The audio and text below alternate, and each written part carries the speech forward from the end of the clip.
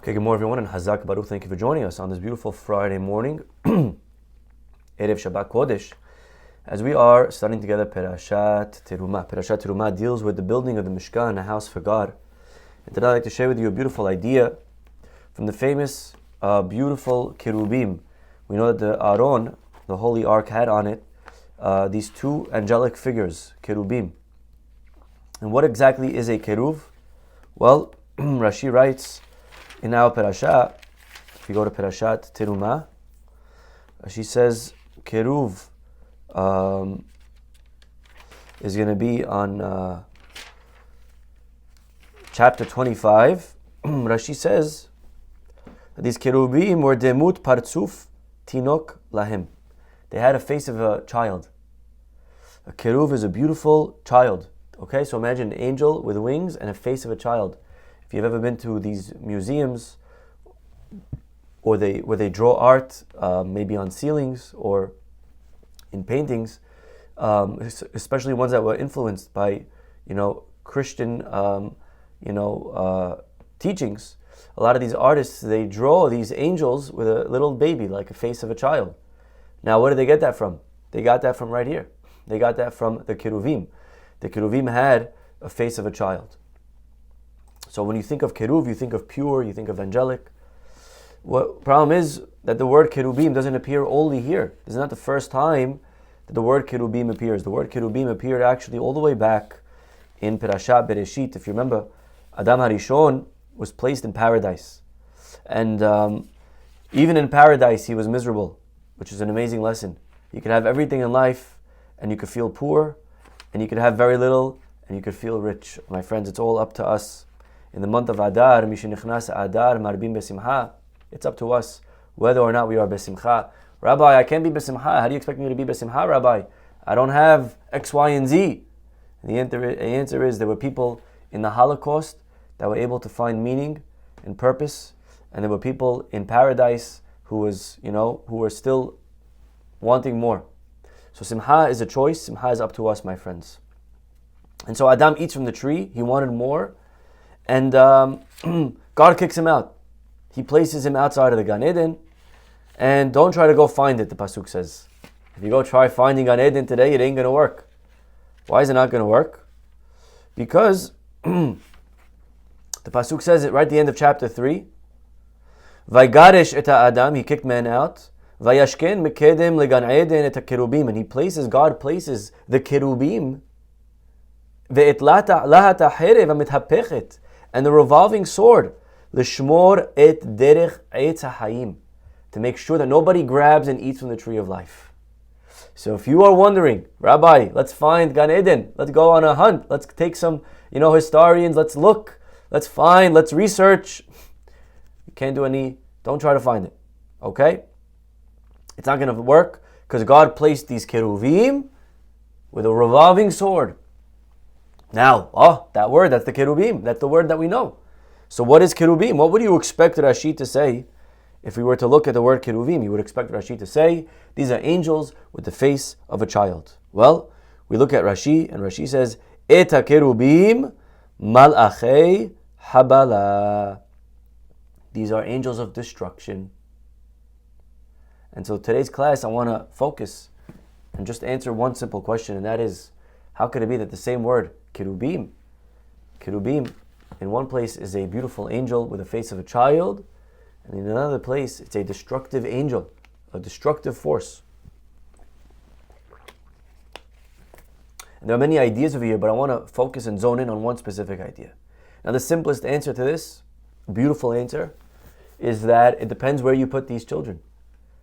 Children are only a product of their environment.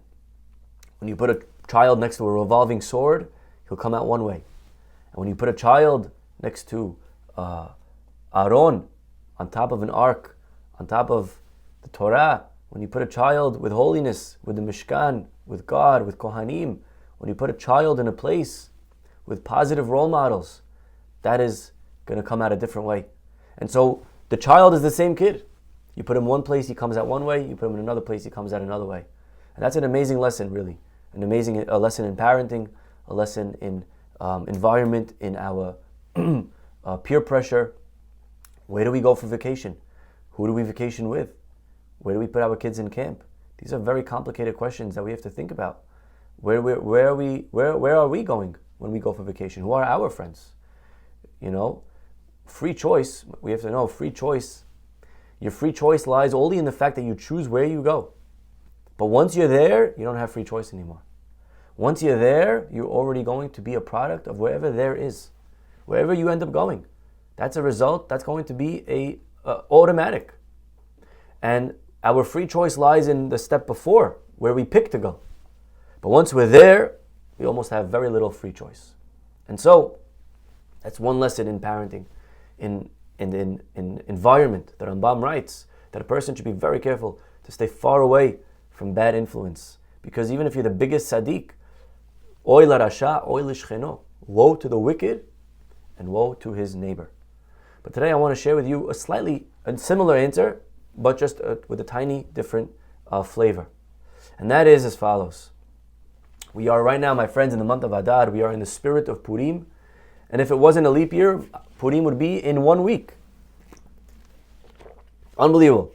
Okay, Purim would be a week away. We would be, preparing all of our mishloachs. We would be, preparing where we're going to eat our meals in 1 week from today. But it's not a week away because we have 2 Adars this year. But we are still in the spirit of Purim. It is still Purim Katan next week. And we know the characters in the story. The main characters are Ahashverosh, Haman, Esther, and Mordechai. Okay, these are the main players in the game. And our rabbis actually are very intrigued by the story of Esther because it's not a story in the Chumash, it's a story in the Ketubim. And so our rabbis ask, Haman mehatorah menayin. Where does Haman appear in the Torah? Right? Everything is hinted in the Torah. So where would I find Haman hinted to in the Torah? There has to be a hint. Let la davar de la ramizi beoraita.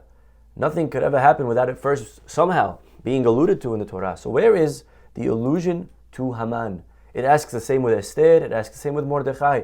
But as far as Haman, Gemara wants to know, where is Haman in the Torah? And the Gemara says, we found it. We found Haman. All the way back in Bereshit, where God says to Adam, Hamin ha'etz asher siviticha. Could it be, Adam, that from that tree that I commanded you not to eat from, you ate from? So Hamin, could it be from the ha'etz, the tree? Did you eat from the tree? So over here says the Gemara, you see Haman is in the Torah. Hamin. Now, that's a very nice Gemara, but really, I feel like there's many other nicer hints to Haman in the Torah we could have found. Is that the only word Hamin? The only time we find those 3 letters together? What about when it says that the Jewish people were given the man? I'm sure it says Haman in the desert when they got the man from the heavens. So that's Haman in the Torah. There's many other Hamans. Why does the Torah pick Hamin ha'etz? And over here there's a beautiful idea. You see, the Gemara is not asking, where do I find the word Haman? Gemara is not interested in that. Gemara is asking a much deeper question. Gemara is asking, Haman, where was Haman born? Where was this mentality of Haman?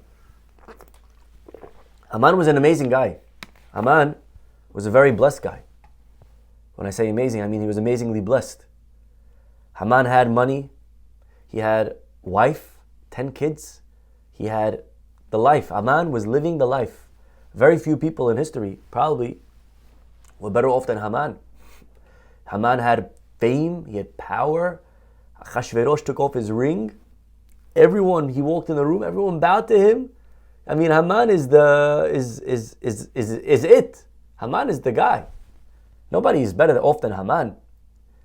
And yet we find that Haman, as much as he had, Haman was plagued by one problem. He had a jealousy problem.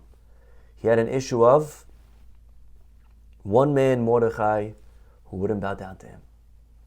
One man who wouldn't, give him respect. He had 99 people giving him respect, but one man, and that's all he saw. When he came home and his wife said, How was your day, honey? How was it at the office? How was your class? He said, my class? Horrible. Horrible? No one showed up? No. 1,000 people showed up to my class. But there was one guy who was just on his phone the whole time. There was one guy who was outside talking. There was one guy, Mordechai, who wouldn't bow down to me. And you know what he says to his wife? V'chol ze enenu shoveh li. And all this is not worth anything to me. All the money, all the house, all the cars, all the staff, all the trips, all the vacations, all the money in the bank account is worth zero if I don't have that one guy, if I don't have Mordechai. And the Gemara now wants to know, that's very sad. Where was that idea born? Where was the first time we find that in Torah? Haman batorah minayin. That's the question. And the Gemara gives the answer. The Gemara says that didn't start with Haman. That started with Hamin ha'etz. The first time we find that is actually he became this way from the etz, from the tree. You know how Haman became like that? How does a person become so sour, so miserable? That you can say, hey, how's life? Life stinks. Life stinks. What do you mean life stinks? You have a wife, you have children, you're healthy, you have a job, beautiful home. You're texting me that from vacation. And life stinks? You're on vacation and you're texting me life stinks? Few people in the world have it better than you. Life stinks. How does a person get to that? How does a person get to the point that they could say life stinks when they have the most amazing life? And nothing's perfect. But that I could have 100 amazing things and then one problem and I could say life stinks. Where does that come from? That Gemara says comes from Hamin ha'etz. That comes from a person who didn't learn the mistake of Adam Harishon. Adam had it all. He had angels serving him. Adam had food. He was in paradise. Paradise. The angels thought he was God. They went up, they saw him, they went back, they saw God, they were confused, they thought it was a mirror. Adam was living. But Adam was given one limitation, one rule, one thing that you can't have. And what did Adam say? Excuse me, limitations? I don't speak that language. I have whatever I want.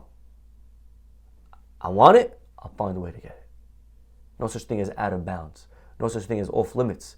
No such thing as no. I don't know that word. No. Everything's a yes. And I'll get it. Adam didn't understand what it means to have limitations. That in life, there's certain things that are not for you. Adam, he had what we call a mentality of entitlement. This is Adam. Adam, entitled. And the truth is, we are all raised with this mentality. You know, if you think about your life, everything that you ever needed was given to you. You needed to eat as a baby, your mom gave you milk. You needed, a little bit older, you needed a little bit of money, your parents gave it to you. Any need, we were given by our parents, by our teachers, by our mentors, by our friends. Whatever we needed was given to us. And so for 20 years, a person goes through life, when they want something, they get it. And this creates a problem. This creates a mentality of entitlement, of expectations, that I'm expecting people to meet my needs. So when I go through life and I see somebody, automatically I think, okay, this person is here to serve me, because that's how it's been for 20 years of my life. And this person, if they don't benefit me, then I don't even say hello to you. I don't even notice you. I don't even acknowledge you. Because if I'm here for me, and we for 20 years taking. And really, there comes a point in a person's life where they have to learn that life is not about taking, life is about giving. Life is about being like Hashem. Life is about emulating God. And we begin by taking.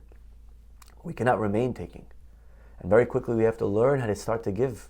We have to learn to open up our hands. We have to learn to think about other people. And if you look at a person's life, the relationships that they have, they slowly evolve. We begin as a child only taking. There's nothing that you could give your parents as a child. But then you develop friends. And a friends is a mutual relationship where you give, but you also take. right? Excuse me. As children, we take, we receive. And then as friends, we take, but we also have to give. We know that our friends, we can't just take. They'll never be our friends. They're not my mom. My mom and my dad, I could just receive and I don't have to call, and I know that they'll love me no matter what. But this is a friend. I have to treat them with respect. That's why a lot of times the people that we treat in life with the least respect are the people that are closest to us. Because deep down we know where they're going. They're not going anywhere. My parents, they're not going to get rid of me. My husband, my wife, they're going to be here. So actually people that we respect least, it's a very interesting thing. That you find this seesaw.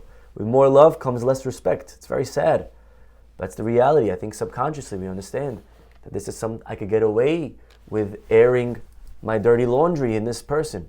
I don't have to be on my best behavior because I know I could afford it. And we kind of, we lose respect to the people that we love most. And it's, as a husband, as a wife, I could say something to my spouse and most of the time they won't accept it. My opinion, they won't accept. If anyone else in the world said the same exact thing, they would accept it. Anyone else says it to them, they're like, oh wow, that's interesting. Okay, I'm thinking about it. All of a sudden I said it, and it's like, I don't know. What do you mean? Just because I said it, it's now not okay? But that's the idea. The people that we love most, we respect least. And so we evolve from taking as children into taking and giving as friends. But then we become parents one day. And that's why it's very sad when you live in a world where the culture is not to get married anymore.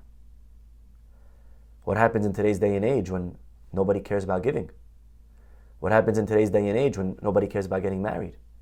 You don't care about having kids, right? And you see people, this is the trend now. Why should I have a kid? I have to have kids now and give them and now. So what are you saying? You're saying that why should I become a giver? I want to remain a selfish taker my whole life. That is exactly what a person is saying when they refuse to get married, to give, they want to remain selfish. So as Jews, that's not our value. We value family, we value giving, we value emulating God, we value tzedakah. And so although for 20 years we're taking and we feel entitled, but we cannot remain entitled, or else the world ends up looking like it does a little bit like today.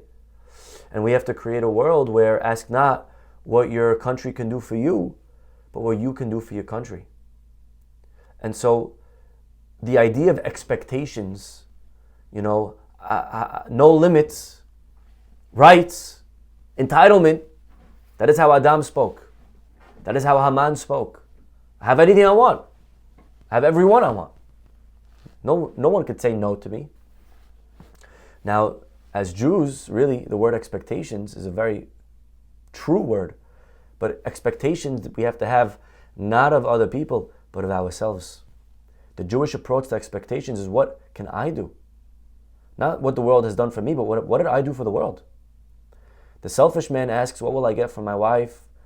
What will I get from life? What will I get from right? The moral person understands, what have I contributed to life? Now, what did my wife do for me? What did I do for her? Now, what did my boss do for me? What did I do for my boss? What did I do for my congregants? It's very important. It's very important that we don't remain takers. Because even a rabbi could give, but really his giving is to take.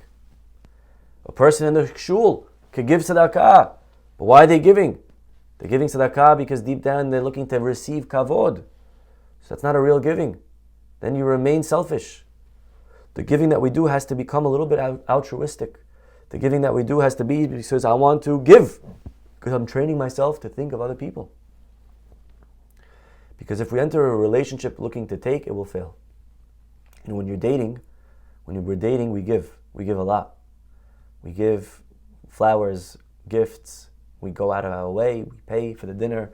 We meet them half, right? We whatever they want. We bend over backwards. And we love the person that we're dating. And then we get married. And many times a guy will come and say, Rabbi, I don't know what happened. I stopped loving my wife. And the answer is, what happened is that you stopped giving your wife. For 10 months, it was all about her, giving her. And now it's about you. And now you became a taker.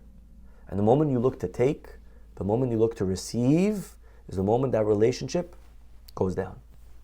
Now, that's what a rabbi's job is. A rav, his job is to give. And then there may be people in your life that you are their rav. Right? Sometimes your job is to give somebody. Right? Your job is to be there for that person. To be the rav. But it's not always easy being a rav. It's not always easy being just a giver. I also need to receive. Many therapists that they spend their whole day just giving. They go crazy. They need to now go to another therapist to be their recipient of what they need to receive, right? So it's important that we are aware that sometimes we need, self-time, me time. That we understand that, some relationships are about giving and some of them are about taking and some of them are both. Now you say, Rabbi, what if the person that I'm with never gives me back? Okay, that's a good question. If the person that you're with doesn't give you back, so then they are the student in the relationship. You're the giver, they're the receiver. You're the rabbi, they're the student. You're the mentor, they're the client. You're the therapist, they're the patient. You're the giver, they're the receiver. So there are relationships, that's a dynamic. And you have to ask yourself, are you okay with this being a dynamic? And if not, so then, if you were looking for more of a friend relationship, so they're not your friend. They are only looking to receive from you. A friend does both. Pirkei Avot says, Aseh lecha rav, ukneh lecha chaver. Make for yourself a rav, and make for yourself a chaver. What's the difference between a rav and a chaver? Very simple. A rav is someone that you receive from. Right? The rav gives you. A chaver, you need to have both. You have to receive, but you have to give. It's a two-way relationship.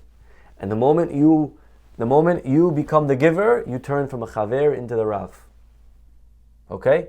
And some relationships, they're like that. To your children, you're the rav. To your congregant, you should be the rav. To your employees, you should be the rav. But sometimes you want to be the chaver. Sometimes you want to be also receiving. I need to get back from you something. And if I'm not getting back, then this relationship doesn't work. Maybe a boss is not a rav. Maybe a boss needs to be a chaver. I need to receive. You have to sell. If you're not selling, then this relationship doesn't work. I'm not here to do chesed. When you give someone tzedakah, you're the rav, they're the recipient. They're the talmid. So some relationships you need to have only giving, not expecting back. Some relationships you need to get back. My employee, I give him a check, but he gave me something. Right? So there's giving and there's taking. And we come into this world only taking. And that creates a mentality of no limits, expectations of other people, entitlement, what are you going to do? And sometimes we carry that to Hashem. Hashem, what will you do for me today? Right? I need to receive from you. And that's a low level. The highest level is the guy who's able to give without wanting back from Hashem. And Hashem, even if I don't get, I'm happy to give. Because that's what you do. You give without getting back. Hashem can never receive. The greatest act of giving is like Hashem, that we give without getting back. One time the Gaon of Vilna, there was no etrog present in the city of Vilna. And he told the students, get me an etrog, whatever the cost is. So they went, they tried to find an etrog, they found one. But the problem was, they told the guy, we need the etrog. He said, okay. First, he didn't want to sell it. They said, it's for the Gaon of Vilna. He said, okay, I'll give it to you on one condition. The reward for this mitzvah goes to me. I said, are you crazy? What's the point? We'll give you anything else. He said, no, that's my condition. Take it or leave it. Okay, the rabbi said. So they agreed. They took the etrog. They went to the rabbi. Said, Rabbi, we got you. Good news and bad news. The good news is we got you an etrog. The bad news is that you're not going to get rewarded for it. When the Gaon of Vilna heard this, the story goes that he was so happy. He was jumping up and down with joy. They said, Rabbi, you didn't hear us. We said you're not going to get rewarded for it. He's going to get the reward. He said, no, I heard you. This is the first time that I'm going to be able to do the mitzvah 100% l'shem shamayim. Knowing that I'm not going to get anything back from God. The mitzvah is going to Him. I'm able to do and not receive. That's a very beautiful story. That's a very high level. That's a person who's able to transcend receiving and just give. And so, when we were, right, Haman, like Adam, receiving. What are my rights? And Judaism, God didn't give us 10 Bill of Rights. He gave us 10 commandments. As Jews, we're obligated to think not about ourselves, not what am I entitled to, what am I receiving? No. As Jews, we have to think, what am I going to do? What am I going to give? What are my commandments? That's what we're taught as kids. As kids, we're taught commandments. You raise a kid entitled, rights, he becomes a destructive angel. You raise a kid with Etz Hada'at mentality, no limits, he becomes a destructive angel. You raise a kid with commandments. You raise a kid with tablets. You raise a kid with mizvot. You raise a kid with the Aron, with that idea, the tablet that were in the Aron. When you raise a kid like that, the kid understands, I'm not here to receive, I'm here to give. He becomes a beautiful, angelic child. That's the difference between the Kerubim. Why is one Keruv good and one Keruv bad? Because one Keruv is living with Haman and Adam. One of them thinks like receiving. One of them understands Aron, commandments, tablets, mitzvot. I'm here to do. I'm here to serve. I'm not here to receive. My responsibility is for the world. No one owes me anything. I'm not entitled. I'm here to do. And I wake up in the morning and I ask not, Hashem, what are you going to do for me today? But Hashem, what could I do for you? How could I serve you? And I wake up and I say, Hashem, how could I serve the community? And how could I help my wife? I'm not counting favors. Look, I did for you 7 things and you only did for me 6 things. That's a taker. Today I'm happy to give. I'm starting to transition into a moral, mature human being. And so, again, the instinct is when I see you, I'm thinking about myself. What are you going to give me? What am I going to receive? And so even our relationships, even the advice that people we encounter, we say, Ya'atznu et sotra out, we bang our chest. We give bad advice. Because when we see someone, our instinct is, what could I get from this person? What are they going to do for me? And when they ask me a question, I immediately ask myself, how does that question affect me? I want to start keeping kosher. I think about, whoa, what is that going to mean to me now? I don't keep kosher yet. I can't have you keep kosher. Who am I going to go out with now? I need you. So I say, it's a bad idea to keep kosher. Right? We give Ya'atznu etzot ra'ot. Really, for this person, the best thing for them is kosher. If you were a real friend, if you were a real giver, you would understand this person, they're ready to keep kosher. That's for them a good thing. Forget me, take myself out of the equation. Your friend wants to get married. But you say, whoa, hold on. Hazard. Him getting married means I'm the last single guy left in the group. I can't do that. I need a friend. So I tell him, nah, dude, dating's overrated. Marriage is for losers, right? And you give them bad advice about a girl. Really, for them, they're ready. You should push them to get married. Take yourself out of the equation. It's a hard thing to do. Because we're selfish. Our instinct is to say, how does this affect me? What am I going to receive? Because we're entitled. That's what happens when you raise a child with the kerub of Adam, of Haman, of receiving mentality. And so, Haman is this selfish, entitled expectations of others person. And on the other side, we have Mordechai. Mordechai, the Megillah tells us, Megillah says, Mordechai rose to heights, to greatness. Why? The Megillah ends off and tells us, you know why? I'll tell you why. Ki, Pasuk says, Mordechai, HaYehudi. It says over there, about Mordechai. I'll read you the whole Pasuk. Pull it up to read it properly. It says that he was Gadol LaYehudim. Pasuk says, Ki Mordechai Yehudi Mishneh lemelech Ahashverosh. He was second to Ahashverosh. Gadol LaYehudim. He was great for the Jewish people. Ratzui lerovehav. All the people loved him. Doresh tov le'amo. You know why? Because he would doresh tov le'amo. He would seek what's good for the other people. Mordechai asked himself, not what could the Jews do for me, but what could I do for the Jews? Doresh tov. He was looking for the good of others. That's greatness, my friends. That's how we become a Mordechai. That's how we stay away from falling into becoming a Haman. And so this is the lesson of our parasha, of our beautiful Kerubim. The choice is ours. What do we want to turn into? What do we want our children to turn into? Just because we could afford to give it to our children doesn't mean we should. Sometimes we have to learn how to put the brakes. Sometimes we have to learn how to tell our children no. Sometimes we have to teach our children responsibility. We have to teach them commandments. We have to teach them Doresh Tov. Or else, if they're raised, God forbid, like Haman, everyone owes me, then they end up becoming Malachi Habala. They end up becoming angels of destruction. To become like, no limits, no out of bounds, everything is mine. And when we raise them with commandments on top of the ark, understanding mitzvot, understanding there's Torah, you're not here for you, you're here for the world. You're here to give. When a child is raised like that, he becomes a Mordechai, he becomes a beautiful angel, and he remains pure as a child. Okay, we'll stop over here, my friends. Wishing you all a Shabbat Shalom, Umvorach, and hopefully we'll see you all next week. Bye-bye.